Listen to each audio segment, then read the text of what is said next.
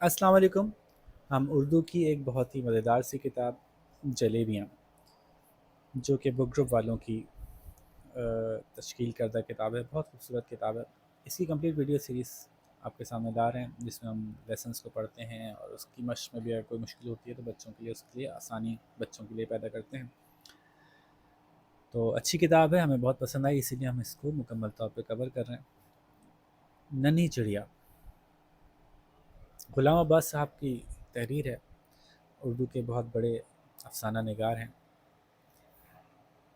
اور دل کے معاملے پہ بڑا ان کا لکھائی جو ہوتی ہے نا، اس میں دل کی باتیں بہت ہوتی ہیں۔ آپ سنیں گے تو شاید اس میں بھی آپ کو کچھ سمجھ میں آئے گی بات۔ شروع کرتے ہیں۔ سغرا چوزوں کو دانہ ڈال رہی تھی۔ چھوٹی بیٹی کو عام طور پہ سغرا کے نام دیا تھا، ایسے کہ لڑکوں کو پرانے زمانے میں لڑکوں کو اکبر اور اصغر، تو لڑکی کو کبرا اور سغرا اس طرح سے نام دے دیے جاتے تھے۔ آسان نام ہوتے تھے کہ بھئی بڑی والی کو بڑی اور چھوٹی والی کو چھوٹی۔ سغرا کا مطلب ویسے چھوٹی ہے، لفظ صغیر سے سغرا نکلا ہے۔ سغرا چوزوں کو دانہ ڈال رہی تھی، اتنے میں ایک ننھی چڑیا اڑتی ہوئی چوزوں میں آ کر بیٹھ گئی اور بڑی دیر تک ان چوزوں میں بیٹھی رہی۔ سغرا بولی، کیا چھوٹی سی چڑیا ہے، یہاں سے چلی کیوں نہیں جاتی؟ اتنے میں چوزوں کی ماں بی مرغی مٹکتی ہوئی ادھر آ نکلی۔ مرغی کی چلنے کی چال جو ہے نا، وہ جھولتی ہوئی انداز میں چلتی ہے۔ اس انداز میں جو تھوڑا سا پہلے دائیں پھر بائیں زیادہ جھولتے ہوئے چلتے ہیں، اس کو مٹکتے ہوئے چلنا کہتے ہیں۔ تو اتنے میں چوزوں کی ماں بی مرغی مٹکتی ہوئی ادھر آ نکلی، بھاگ کر چڑیا کے پاس گئی اور اسے ٹھونگ مار کر کہنے لگی۔ ٹھونگ چونچ، چونچ کو کسی چیز پہ مارنا ٹھونگ مارنا ہوتا ہے۔ جاؤ جی یہاں سے، کیا تیرے بابا کا مکان ہے؟ یہ غریب لوگوں کے یا ان پڑھ لوگوں کے بات کرنے کا انداز تھا، اس زمانے میں ایسے بات کرتے تھے۔ آج تھوڑی سی اور بدتمیزی کرتے ہیں، کیا تیرے باپ کا ہے نا بھائی؟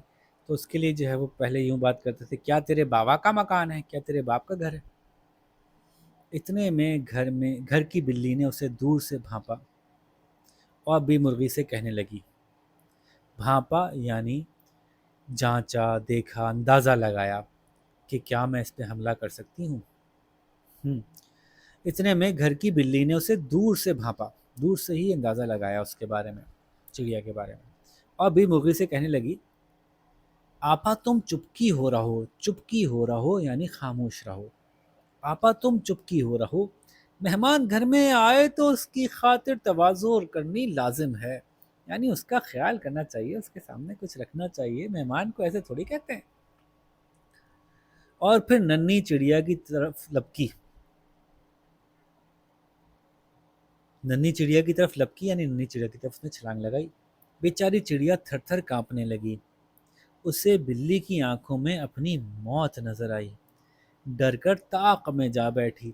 طاق کہتے ہیں دیوار کے اندر ایک گول سی درز بنائی جاتی ہے، اس کے اندر بعض اوقات چراغ وغیرہ رکھ دیتے ہیں روشنی کے لیے، ٹھیک ہے۔ دیوار کے اندر ایک نش کہتے ہیں ہمارے، نش انگلش میں، دیوار کے اندر ایک جگہ بنائی جاتی ہے کچھ رکھنے کے لیے۔ تو یہ نیچے سے اڑ کر طاق میں جا بیٹھی۔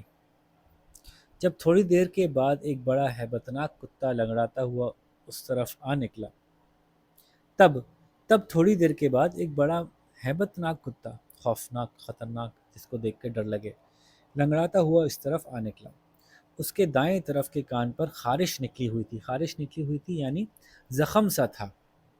کتوں کے کان پہ جب زخم ہوتا ہے تو اس میں پھر ہلکا ہلکا خون خون دکھ رہا ہوتا ہے آپ کو، تو خارش نکلی ہوئی تھی، زخم تھا، اور کان کے بال جھڑ گئے تھے۔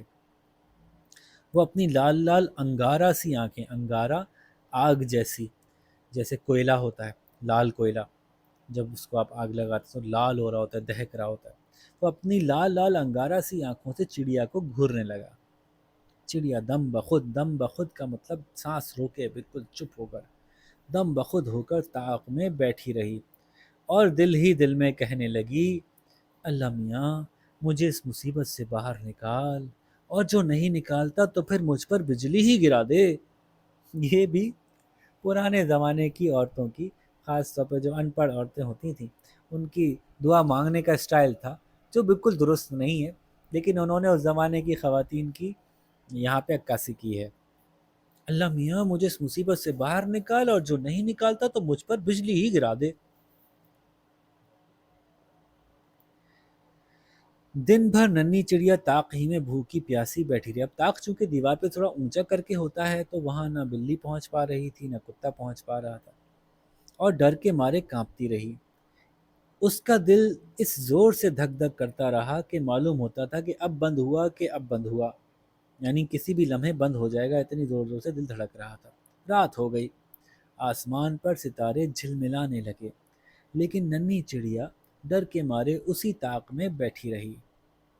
صبح سے ننھی چڑیا بھوکی پیاسی طاق میں بیٹھی تھی، اب تو پیاس کے مارے اس کا برا حال ہو رہا تھا۔ پھر کہنے لگی، اے اللہ میاں مجھے پانی کا قطرہ ہی مل جاتا، لیکن اگر میں اس طاق سے باہر نکلی تو بلی مجھے اپنا نوالا ہی کر لے گی، اپنا نوالا کر لے گی یعنی کھا جائے گی۔ چڑیا دبک کر کونے میں بیٹھی رہی اور رات بھر اے اللہ اب میں کیا کروں، اے اللہ میں اب کیا کروں، اے اللہ میں اب کیا کروں، اپنے دل ہی دل میں کہتی رہی اور روتی رہی۔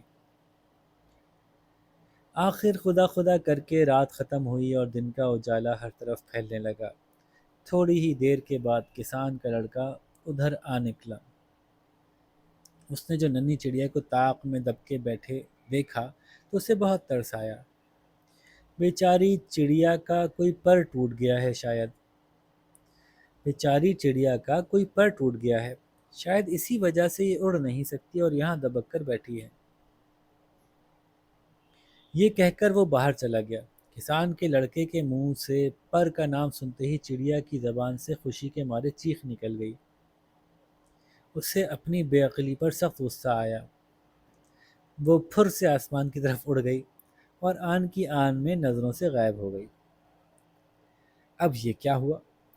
ہوا یہ کہ خوف کے مارے، دہشت کے مارے چڑیا کو یہ یاد ہی نہیں رہا کہ اللہ نے اس کو پر دیے ہیں، وہ بے عقل اپنے پر کو استعمال کرے اور اس مصیبت سے نجات حاصل کرے، اڑ جائے۔ لیکن اتنی خوفزدہ وہ ہو گئی کہ اس کو اڑنا یاد ہی نہیں رہا کہ میں اڑ کے یہاں سے بھاگ سکتی ہوں، بلکہ وہ خوفزدہ ہو کر وہیں کے وہیں دبکی بیٹھی رہی۔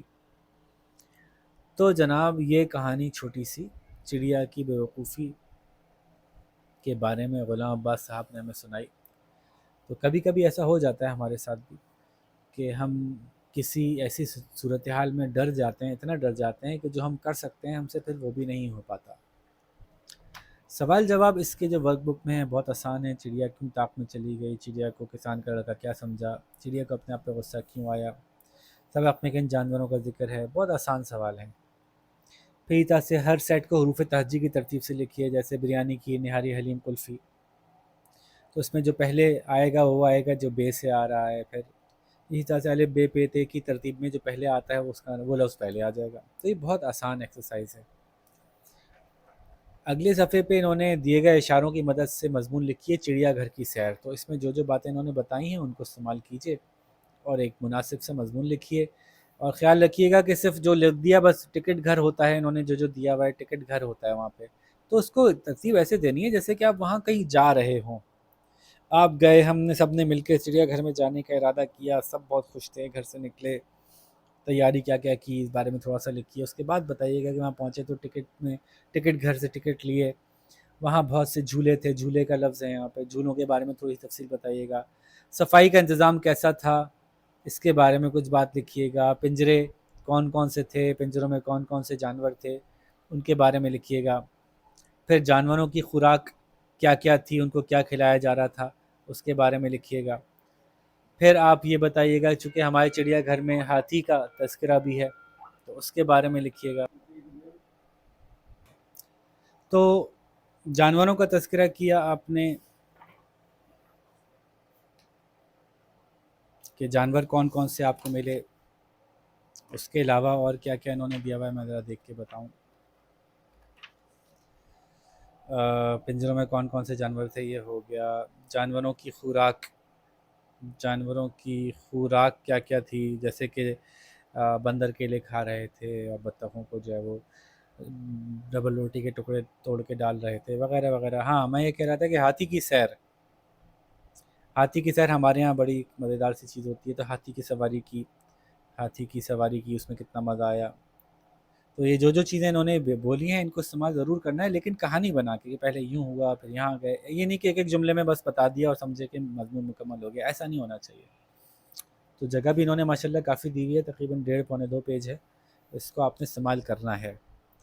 ठीक है, इसके बाद जो एक्टिविटी है वो ये है, टेबल मुकम्मल करें, जैसे जाना, जाता, जाती, जाते, जाती, वैसे ही उड़ना, उड़ता, उड़ती, उड़ते, उड़ती।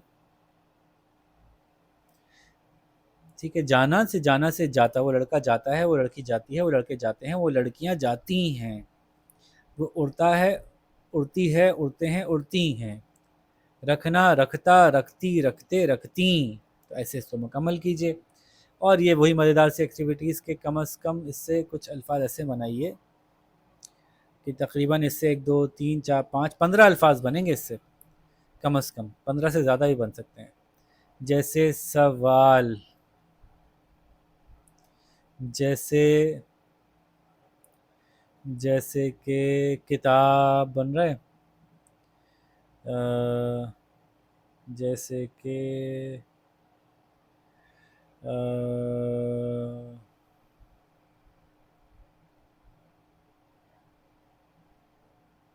अच्छा, ये हमें देखना पड़ेगा कि आप इसको तरतीब से ही बनाएंगे या कोई भी उठा के बना लेंगे।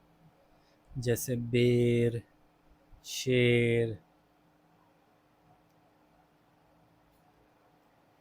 ठीक है, मुझे ऐसा लगता है कि इन्होंने ये कहा है कि ये हरूफ इस्तेमाल करने हैं, ज़रूरी नहीं है कि वही तरतीब हो जो इसमें से फॉलो हो रही हो। यानी मंदिर बना सकते हैं आप इसमें से, मीम रे, मीम नून दाल रे, मंदिर। जैसे आप इससे औरत बना सकते हैं, औरत। तो मेरा ख़्याल है कि इसको आप इस तरह से इस्तेमाल कर सकते हैं, तरतीबवार बनाना ज़रूरी नहीं है। तो 15 अल्फाज इसकी मदद से बनाइए, शाबाश। और उसके बाद आखिरी काम जो है वो वही तर्जुमे का है कि एक इबारत दी हुई है, इसका तर्जुमा कीजिए, डिक्शनरी इस्तेमाल कीजिए, पहले अपनी सी कोशिश कीजिए, फिर उसमें इस्लाह करवाइए अपनी टीचर से कि क्या बेहतर हो सकता था, और हर दफ़ा पहले से बेहतर बनाने की कोशिश कीजिए। One day a hair challenge a tortoise to a race. एक दिन एक खरगोश ने एक कछुए को दौड़ के मुकाबले की दावत दी। देखिए उर्दू के हिसाब से बनाना है ना, तो एक दिन एक खरगोश ने एक कछुए को दौड़ के मुकाबले की दावत दी। इस तरह से बात शुरू कीजिए और शाबाश मुकम्मल करके मुझे दिखाइए और अच्छी तरह से पढ़ के भी सुनाइएगा। तो गुलाम अब्बास साहब का ये छोटा सा अफसानचा, ठीक है, ये देखा हमने। और इसके साथ ही आपसे इजाज़त चाहेंगे, अगले लेसन में आपसे मुलाकात करेंगे। अपना ख्याल रखिएगा, अल्लाह हाफ़िज़।